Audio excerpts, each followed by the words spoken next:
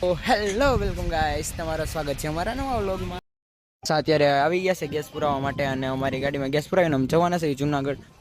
તો મસ્ત ગેસ પુરાવે છે ને કાનભાઈ જો આ બેઠા છે અને અત્યારે વાગ્યા છે 4 વાગ્યા છે ને અમારે હજી જુનાગઢ પહોંચવાનું છે. જુનાગઢ પહોંચીને તમને વ્યૂ ચેક કરાવશું.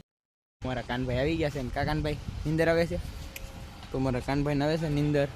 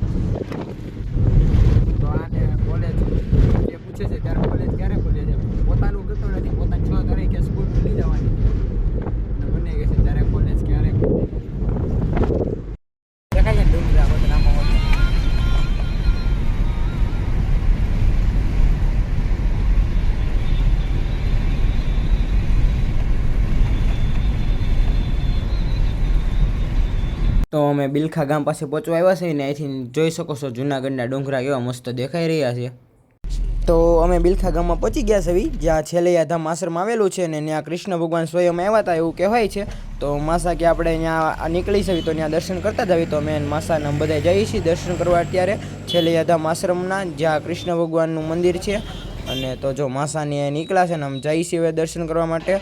અને તમે જોઈ શકો છો આ છે ત્યાંનું આશ્રમ અને આ સામે દેખાય તે કૃષ્ણ ભગવાનનું મંદિર છે. ત્યાં કૃષ્ણ ભગવાનની મૂર્તિ છે તમે જોઈ શકો છો કે આ કેવું સરસ મંદિર છે. અને માસીની બધા જો ફોટોગ્રાફી કરે છે ત્યારે તો આપણે દર્શન કરી લેવી મંદિરના અને પછી તમને આગળ વ્યૂ ચેક કરાવી.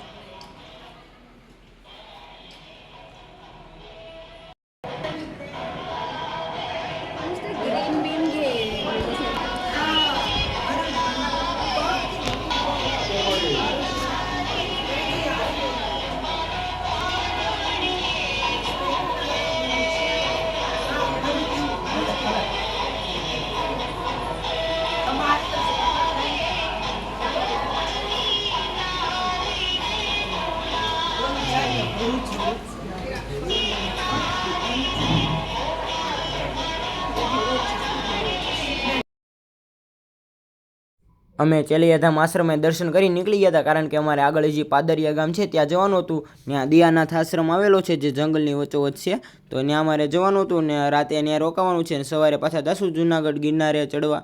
તો અત્યારે તમે ત્યાં જઈ રહ્યા છીએ પાદરિયા અને તમે જોઈ શકો છો તમને આગળ વ્યૂ ચેક કરાવશું કે કેવી રીતનું આશ્રમ છે. એ આશ્રમ તો બહુ જ જંગલની વચ્ચોવચ્ચ આવેલું છે ને ત્યાં સિંહ પણ હોય છે ક્યારેક ક્યારેક. તો તમને આગળ ચેક કરાવી કે આગળ અમે જઈ રહ્યા છીએ દિયાનાથ આશ્રમ તે કેવી રીતનું છે ને ત્યાંનો તમને બધું વ્યૂ ચેક કરાવશું. એ પણ જુનાગઢને નજીક જ આવેલું છે, ફક્ત 8 થી 10 કિલોમીટર થાય છે. તો આ બોર્ડેથી જવાનું છે દિયાનાથ આશ્રમે.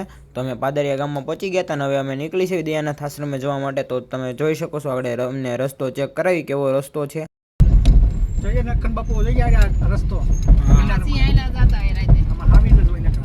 હા અમે 1:30 વાગે નીકળ્યા હો ને આવો જ ભેગો થઈ ગયો.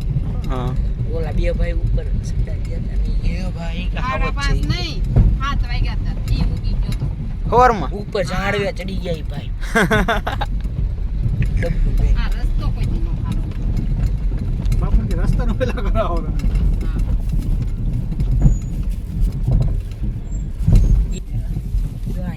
આયા પાણી પીવા આવે એમ હાવ જ.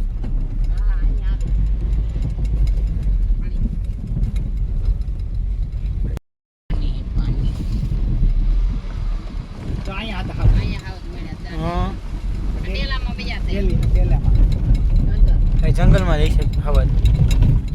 આપણે ક્યાં જવાનું? હા ભાઈ આપણે ઓલા આગળ ડેલ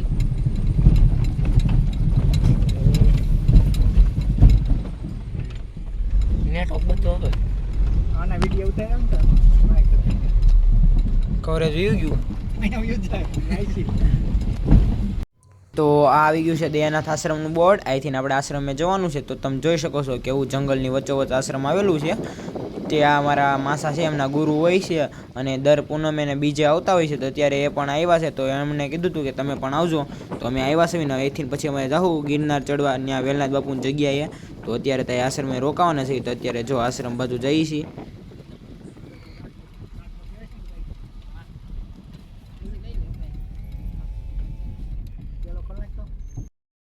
તો તમે જોઈ શકો છો કેવું કુદરતી નજારો છે અને પાછળ જે પહાડ દેખાય છે એ બધો ગિરનાર પર્વત છે અને આ આશ્રમ છે. તો આશ્રમમાં કેટલા બધા મોર ને એવું બધું છે. તો તમે જોઈ શકો છો. તમને આગળ વ્યૂ ચેક કરાવશું અમે કેવી રીતનું બધું આશ્રમ છે. તો અત્યારે તો તમને અહીંથી દેખાડી છે. હું પાછળ ગેટ બંધ કરવા રહ્યો ત્યાં માસાની બધે આગળ પહોંચી ગયા હતા. તો અત્યારે એની હારો હું જાઉં છું ભેગો, કારણ કે માસાની તો ગાડી લઈને આગળ આવતા રહેતા.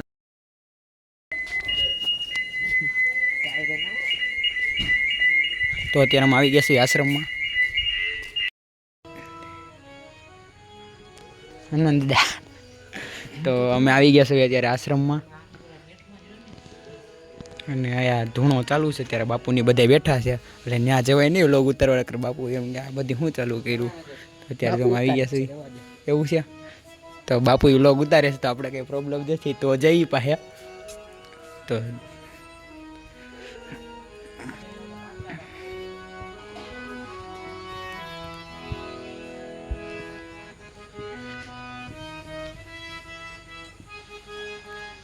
તો તમે જોઈ શકો છો ત્યારે અહીંયા પ્રભુજી બેઠા છે.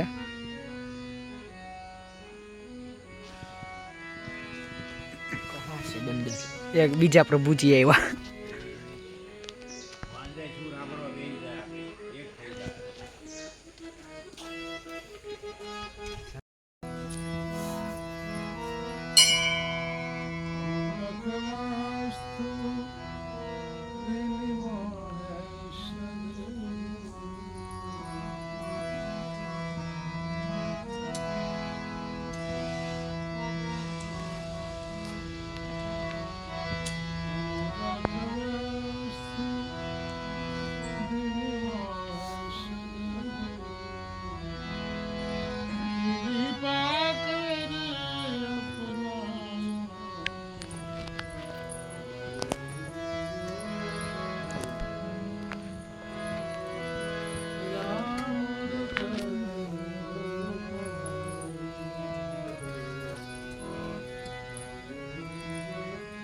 તો ભવનાથ બાપુ ભજન ગાય છે ને એમના સૂર સાંભળવા વાંદરા પણ આવીને બેસી ગયા છે ને જોઈ શકો છો એ પણ ભજન સાંભળે છે કેવા મસ્તીના બેઠા બેઠા.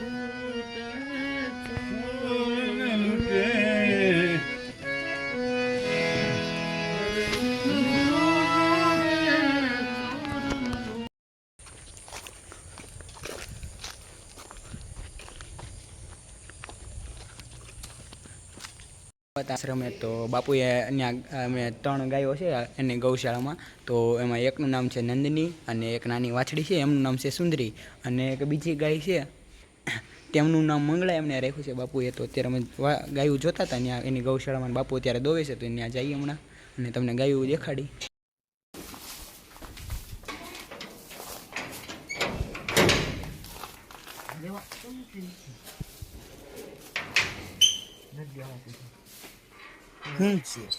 ઓલી બાજુ ખુલ્લું હોય છે.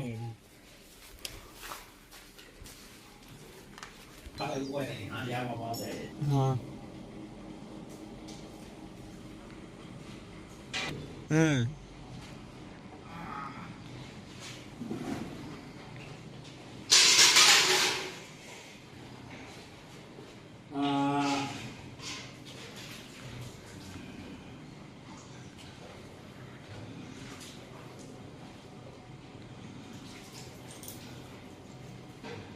હાય નંદની.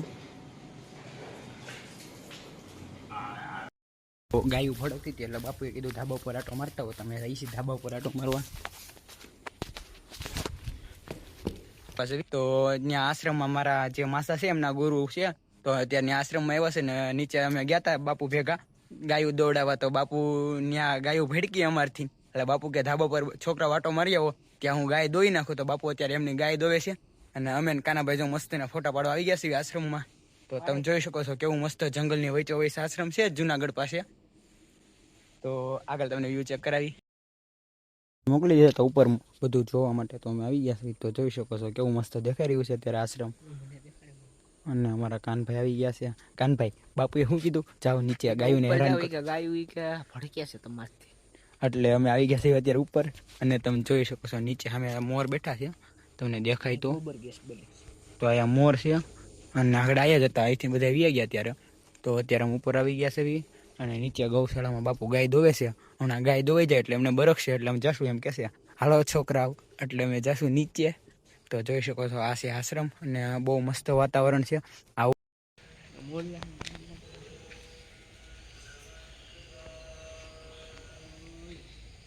તો બાપુ ભેગા અમે ગાય દોડાવીને આવી ગયા હતા અને અત્યારે સંધ્યા તાણું થયું હતું તો કાનભાઈ આરતી કરવા બેઠા હતા. બાપુ કે આજે આમની પાસે આરતી કરાવી છે તો અત્યારે જો કાનાભાઈ આરતી કરવા જાય છે હમણાં દીવાબત્તી કરવા બધીયા.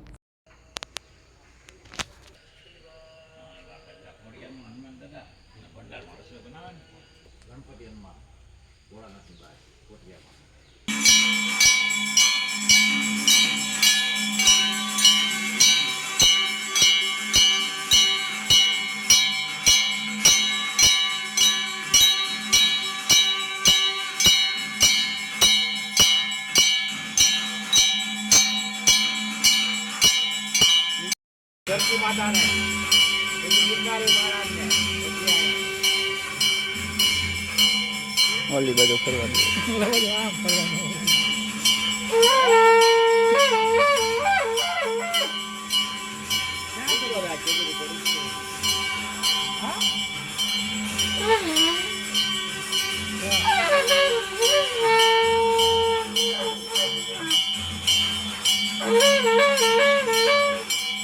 ધરતી માતા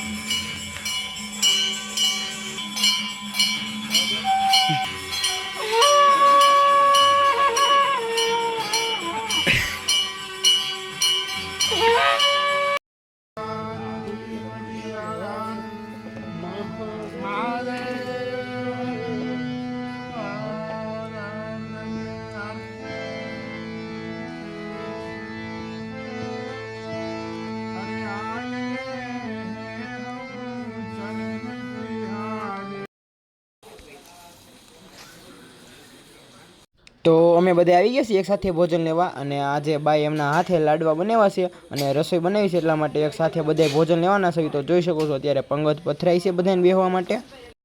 વ્લોગ કરી છે એન્ડ ટાટા બાય બાય. ફરી મળશું નવા વ્લોગ સાથે.